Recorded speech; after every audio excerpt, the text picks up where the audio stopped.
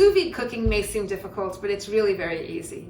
All it involves is putting the food in a sealed bag, using a sous vide circulator to keep it submerged in water of particular temperature, bringing it to that temperature, and then finishing it on the grill, in the oven, or in a skillet. Today I'm going to make steelhead trout cooked sous vide style with a pistachio red currant sauce.